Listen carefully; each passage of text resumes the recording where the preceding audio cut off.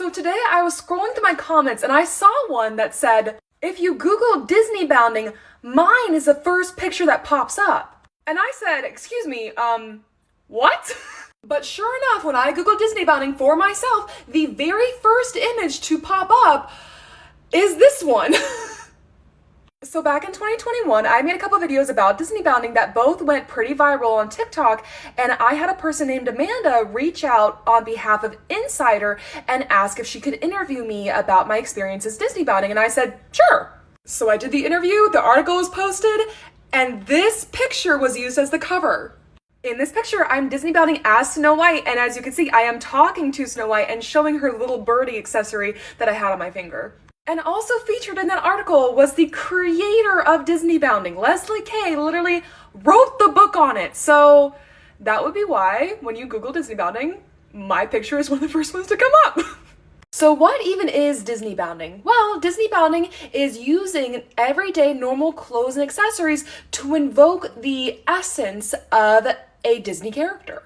So for example, if I want to Disney bound a Snow White, I wear a red headband, blue shirt, and some kind of yellow pant or skirt, and boom, I've taken some of the key points of Snow White's look and translated it into normal everyday clothing. If you are above the age of 14, unfortunately, you simply are not allowed to wear a full costume of a Disney character to the Disney theme parks. The only exceptions where adults can wear costumes is during Mickey's Not So Scary Halloween Party, Mickey's Very Merry Christmas Party, or when you are dressing up as certain Star Wars characters due to the whole Star Cruiser thing, but that's another story. Those events only happen at certain points throughout the year, and if you want to go and still feel part of the magic as someone over the age of 14, Disney bounding can be a really fun way to do that. Now, if you're wondering why adults can't wear costumes to Disney on normal days, it's because of a couple key reasons: character integrity and safety. Disney already has characters that you can meet when you go to their parks, and when it comes to those who are older, we can look at someone dressed up as Cinderella and say that's not really Disney Cinderella, but a young kid might not be able to make that distinction. When it comes to character integrity, if a little kid were to run up to someone who they thought was the character and that person said something out of character, they were rude to the kid, or they cussed in front of the kid, I don't think Disney wants to deal with those guest complaints. Of course, even at the most magical place on earth, if someone were to come in dressed up as a character with bad intentions, they could easily gain the trust of a kid, and you never know what could happen. So that is why people who are above the age of 14 can Disney bound instead of dressing up in costume and still feel like they're part of the magic and have fun at the parks. So when it comes to Disney bounding, my go-to is Snow White. At the end of the day, all you really need is a blue top, yellow bottom. I tend to put on some sort of red hair accessory, and if you really want to drive the point home, an apple. One of the best character interactions I ever had was when I Disney bounded as a villain. That villain was Gaston. Pre-global pandemic, Gaston was honestly one of the best characters to meet at Disney because he was a villain and he did not hold back, and it was hilarious. Actually, when you met him, he was actually kind of rude and belligerent, but when I dressed up and Disney bounded as him, being the narcissist egomaniac that he is, he absolutely loved that someone would dress up just like him, and he went and told the entire line that this was the only way to dress up to meet him from now on. It's pretty hilarious just how thrilled he was. And the reactions from the hero characters were just as funny, because of course most of them would look at you like, why are you dressed like a villain? 10 out of 10 do recommend. What makes you want to continue working in a customer-facing job? For me, it is really mentally tiring sometimes. Absolutely. Working in customer service and customer-facing jobs, it can be one of the most draining, tiring, soul-sucking experiences in the world. And I think we can all recognize that, and we all know that anyone who has spent even a minute in a customer service job understands that it can be so draining. So what keeps me motivated? I have worked in retail, I have worked in hotels, I have worked in theme parks, I have worked in food service, I have worked in a wide range of customer-facing jobs, and honestly, what I like about them compared to other professions is that it's not life or death. Sure, situations can get stressful and tensions can get high, but I remember one time I had a manager very early in my career working at a hotel. I was super stressed about something that had happened. I had had some kind of guest interaction or a situation had come up, and I was really beating myself up over how I handled it. And he approached me and he sat me down and he said, "Jess, is the building on fire?" "No." "Did anyone die?" "No." "Then there's no problem. You're okay. There is always a solution to be had." And sometimes the solution is just wiping your hands clean and saying that there was nothing more we can do. We actually learned about this in my study of hospitality management, because I did actually go and get my degree in this. Like, I really said, like, in it to win it, customer service, let's go.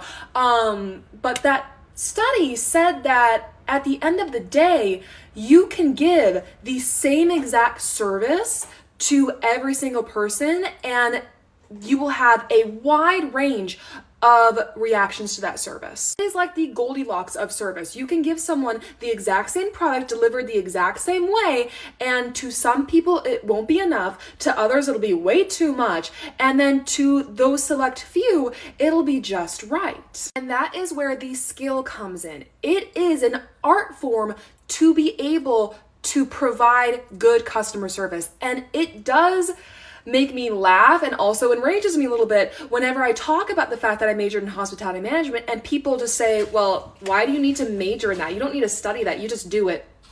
No, you don't just do it.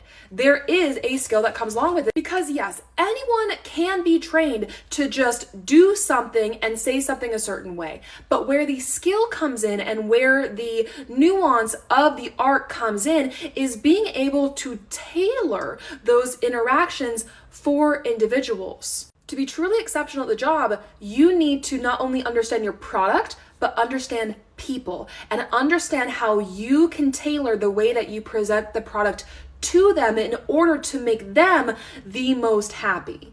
The businessman is probably going to want to know, is there a gym on property? What are its hours? Is there a quiet place outside of his room where he can go and he can do his work? What is the commute like in the morning from the hotel to whatever building he's going to need to get to for his meetings?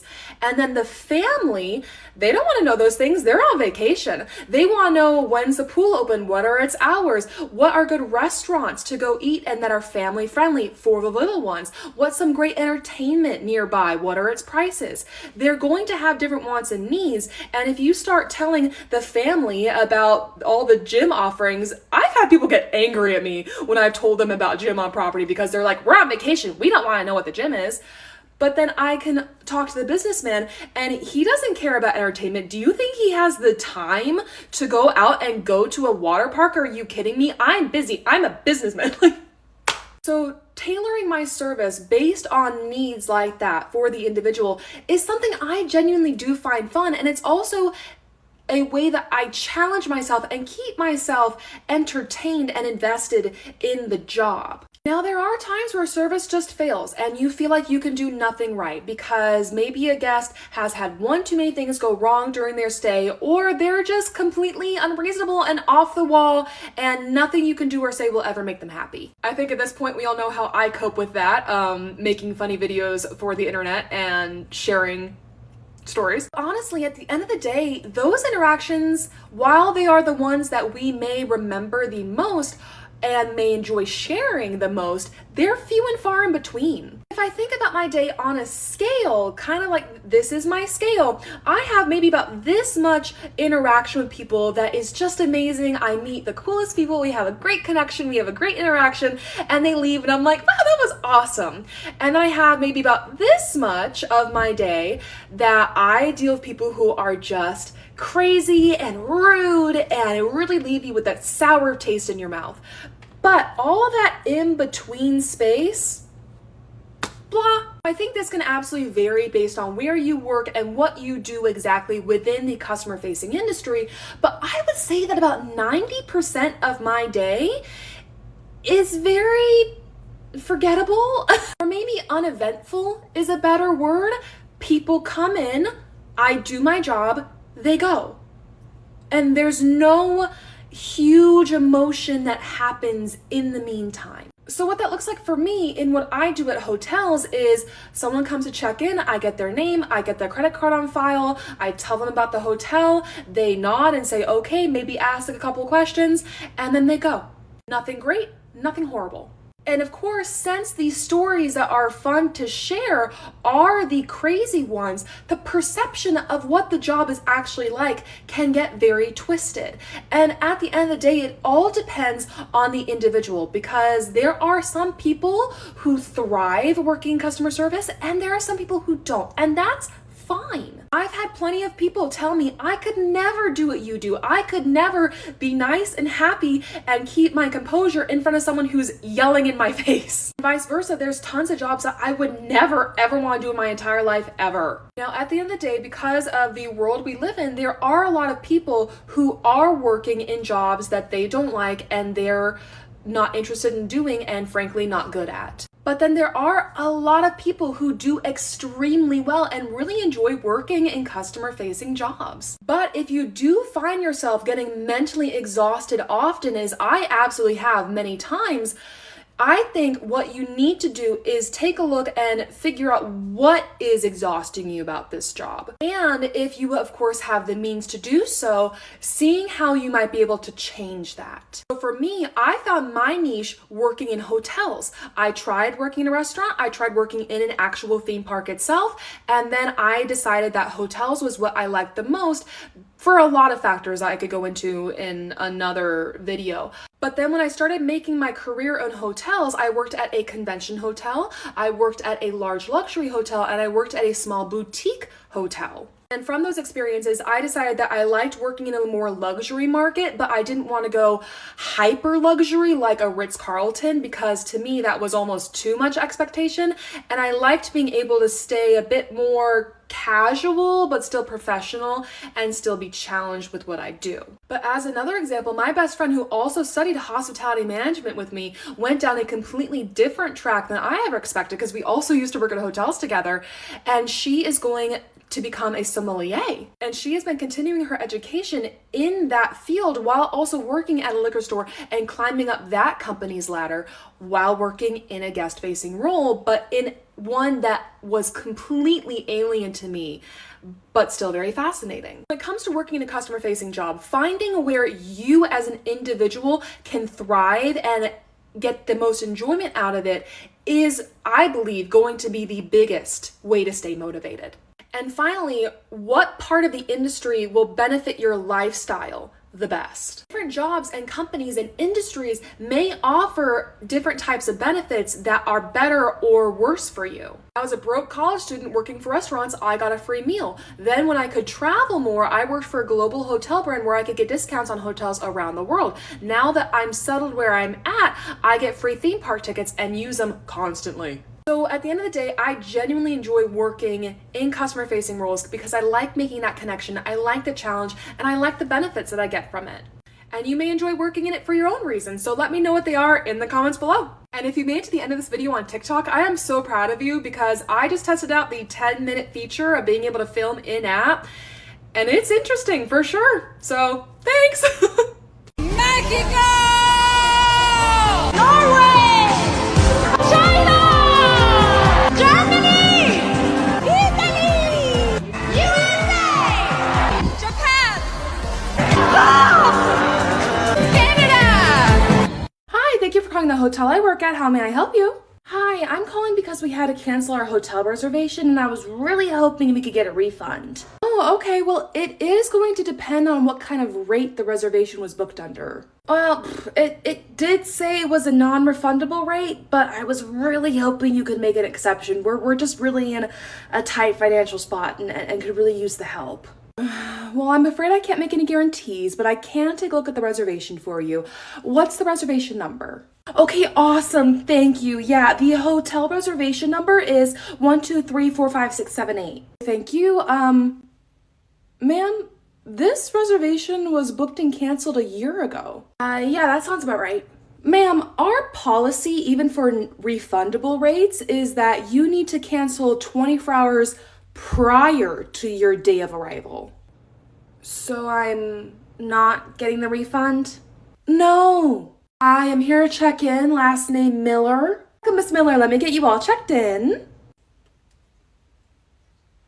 Did you have a question for me? Yeah, you're rating the notes, right? Oh, did you have special room requests? I called the other day and the lady that I spoke to said that she left notes on my reservation. I was very clear with what I wanted for my hotel room. Oh yes, of course, I have all the notes right here and you do have a room on the second floor. See, no, that's not right. She didn't write the notes down correctly. I said that I needed a room on the first floor. Okay, well, I'm a bit confused because the notes said that you requested a balcony. Oh, so she did note that. Yes, I told her that I needed a balcony room. It's very important that I have a room with a balcony. But you also wanted a first floor room. Yeah, exactly. A first floor room with a balcony. First floor room with a balcony. Oh, do you mean patio? I could see if any of our first floor rooms that have patios are still available. No one ever understands this. No, I do not want a patio. I want a balcony. Ma'am, I'm afraid that's just not possible. I don't believe that first floor rooms with balconies even exist. You're just not understanding. Yeah, no, I'm really not. Oh, hi, sweetie. How can I help? I would like to purchase this. Oh, well, that is a really pretty piece of artwork from our gallery, but I'm afraid it's really expensive. My daddy told me I could buy whatever I wanted, so you may charge this to room 1702. Oh, okay. Well, I am afraid that for a piece like that, I am gonna have to have your dad come and purchase it himself. Dad! What is it? What are you holding? The lady isn't letting me buy this, and you said I could get anything I wanted. I thought you were gonna pick out like a candy bar or something. How much even is that? That particular piece is going to cost about $1,500. Oh, definitely not.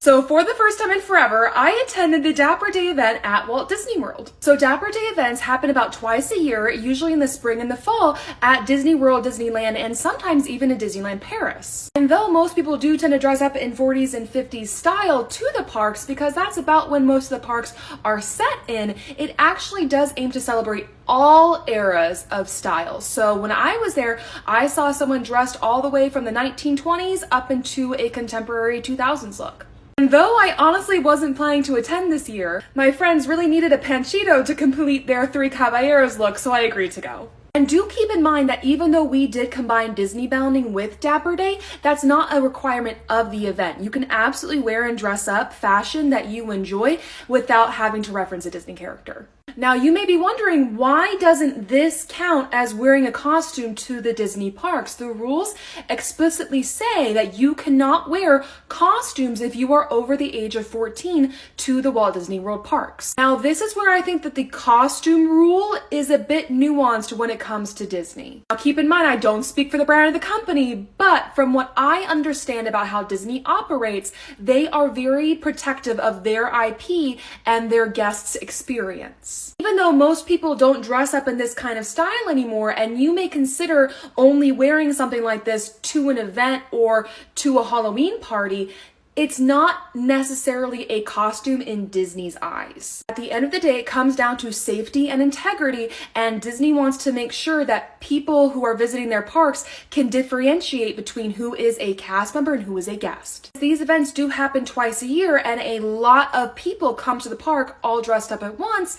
It hasn't so far been an issue. But in my opinion, you should still be cautious when you're going to Disney dressed up in any kind of way, because they do reserve the right to turn you away, and they will exercise it. Now, I didn't know this for the longest time, but Dapper Day is actually a fashion company that works hand in hand with Disney to put on these events. To be honest, for the longest time, I thought that Dapper Day was just some fan-made thing that only happened at Disney that originated from some Facebook group. You can imagine how surprised I was when I was walking around Epcot and I saw a booth for Dapper Day with fashion and pins and everything. Now, the spring events for Dapper Day at Disney did just pass, but they have announced fall's dates for California, and I couldn't find Florida's, but I'm sure that they'll be announced soon. So if this is something that interests you, I absolutely recommend looking it up and giving it a chance. So I recently attended the Spring Dapper Day event at Epcot at Walt Disney World. I Disney bounded it as the Three Caballeros with my friends. The last time I attended a Dapper Day event was all the way back in 2016. And if you're wondering why it took me this long to do it again, I don't know. I think it was a combination of never really paying attention to when it was going to happen. So if I even knew it was coming up, it was so last minute that I didn't have the time or the money to put together something to go and dress up as to go to the parks. And college me was a dummy who literally wore heels to Magic Kingdom. I don't know, even though I had a এত পূর্ণ আমি কোন সময় উঠছিলাম বলে আল্লাহ তোমার মতো একটা মানুষ আমাকে কি লেগে দিব দেন চেক করে দেন চেক করে দেন এটা আমাকে ছাগল আল্লাহ এইবার এই ছাগল দিয়ে আমরা কোরবানি দিব ভাত খেয়ে যায় না না খাওয়ান লাগবো না আমি যে বাড়িতে না ভাত তরকারি রাইন দিয়েছি উট কুরবানিতে ঢাকাম না লাগবো এখন ইন্টারনেটের যুগ ফেসবুকে ছবি দেখো জুতো নাই থাকলে জুতো দিয়ে পিটাইতাম চলেন আসেন হ্যাঁ এরম ফুটানি মাইরাই বেড়ায় দুনিয়া দাঁত দানা করছে কিরে খাড়াই রয়েছিস কেন খাওয়ান দিছি তো খাইতে আয়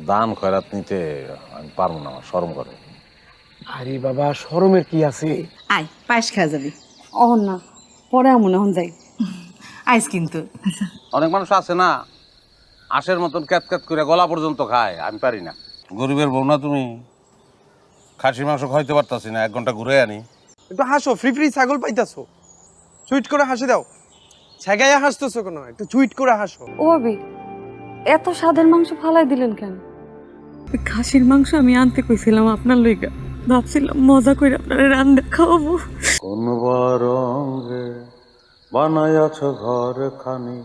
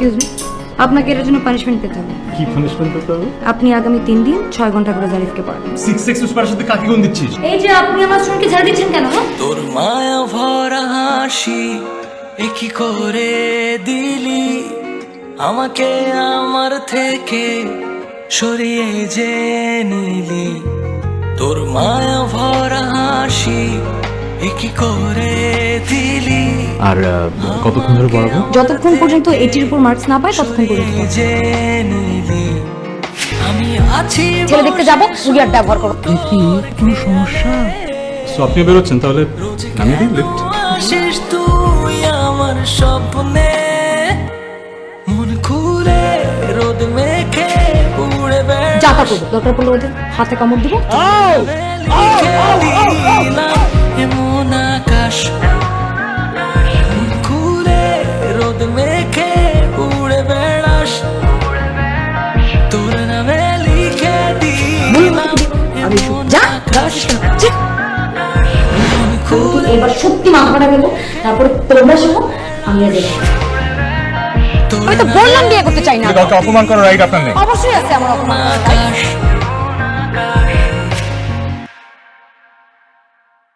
চোখ ভিজে যায় তোর সুখের ছোঁয়ায়, ক্ষণ ছুটে যায়। এত কাপড় কই রাখে? ভিন্ন ভিন্ন সাইজ ও দারুণ ডিজাইনের আরএফএল ওয়ার্ড্রোব গুছিয়ে রাখে আপনার কাপড়ে জড়ানো ভালোবাসাগুলোকে। বাহ, আরএফএল ওয়ার্ড্রোব, তাই বলে দুটো? একটা মায়ের আর একটা মেয়ের। আরএফএল ওয়ার্ড্রোব, যত্নে থাকুক ভালোবাসা।